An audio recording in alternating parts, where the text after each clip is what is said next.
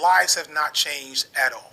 The rise in the suicide rate in America over the last 20 plus years is almost exclusively driven by white men, often due to depression, addiction, despair, and a loss of hope, all while the right has controlled this country for most of the last 50 plus years and has pointed to us and everyone else as a minority, saying somehow it's our fault. And if you include the political reigns of Clinton and Obama and Biden as being right-wing, which you should, do some Googles, it's all pretty much right-wing all the time for a generation, for at least my entire life. But even not counting them, right now, Republicans have the Congress, the presidency, the Supreme Court, all three branches of the government, and what have they done for y'all? Aside from fucking up us. What has changed?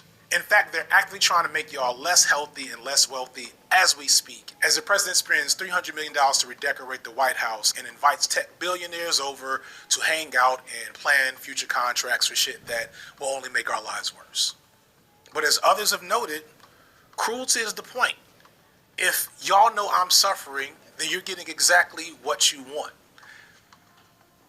I guess these right-wing men, these white right-wing men, haven't discovered some newfound value in their lives in the process, but they're seeing the inherent cruelty of right-wing ideology come to prominence. Abortion is gone. Affirmative action is gone. Trans rights are gone. Immigrants are being hunted in the streets. Genocide is still happening, and even more is on the horizon, but nothing for addiction, nothing for mental health. You're still getting gambling commercials probably in between watching this video. Nothing to improve that is on the American agenda. The big beautiful bill made significant cuts to benefits and made it so you can't even challenge AI doing whatever the fuck AI is about to do to us in the next 10 years. Meanwhile, Gen Z, the generation most targeted by Turning Point USA and Charlie Kirk, is committing suicide at a higher rate than previous generations. This is the agenda people were mourning when they say Charlie Kirk was a good guy, as his friends strip them of rights, money, humanity, and generally make them less healthy and less safe. As long as this video is, and as much as I've already said, I still don't think I have adequate words to make sense of that. So instead, I'll actually try to end with a little hope. An important thing to remember about all of this is that no fascist regime exists forever. And while fascism is here in this country right now, most Americans are not on board, even those who are politically uninclined, even those who are moderately right-leaning. In 2 terms, Trump has never been a popular president. He's consistently polled under 45%, and on average, he's the least popular president since the 1940s. He did not win by a landslide in 2024, nor did he win by a landslide in 2016. In fact, he's pulled in pretty much the same percentage of votes each time.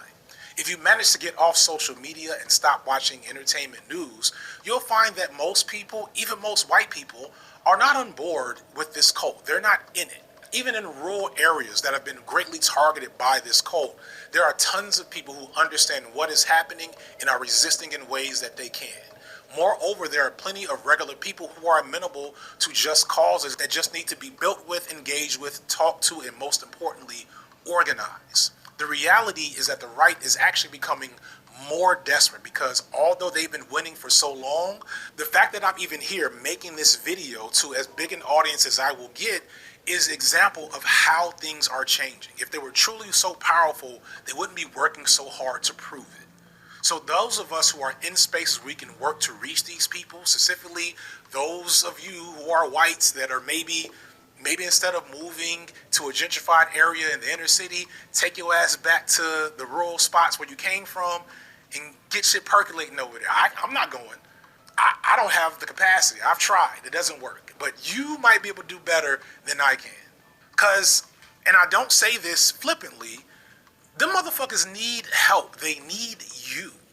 We have to recognize that the vast majority of the men that I've been targeting in this video are victims in this equation.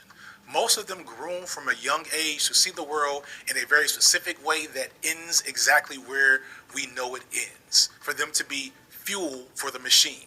So they die and the beat goes on.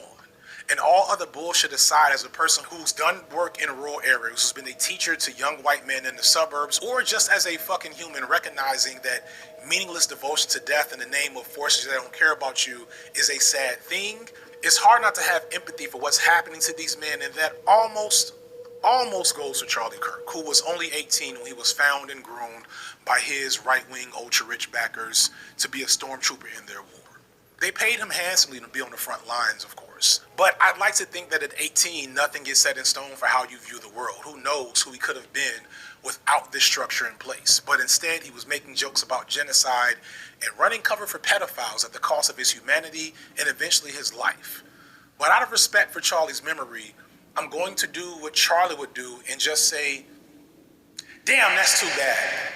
It's too bad what happened to you, bro. I don't know what to tell you. I have sympathy for you, but that's not my problem. Personal responsibility and all of that. See, to recognize the sadness of a man dying like that, leaving his wife and children behind at such a young age, to feel something about the tragedy, I'd have to put myself in his shoes. I need empathy. And empathy is a made-up New Age term. It does a lot of damage, but it is very effective when it comes to politics. Sympathy, I prefer more than empathy. It's a separate topic for a different time. Who's being first man with the horse focus in the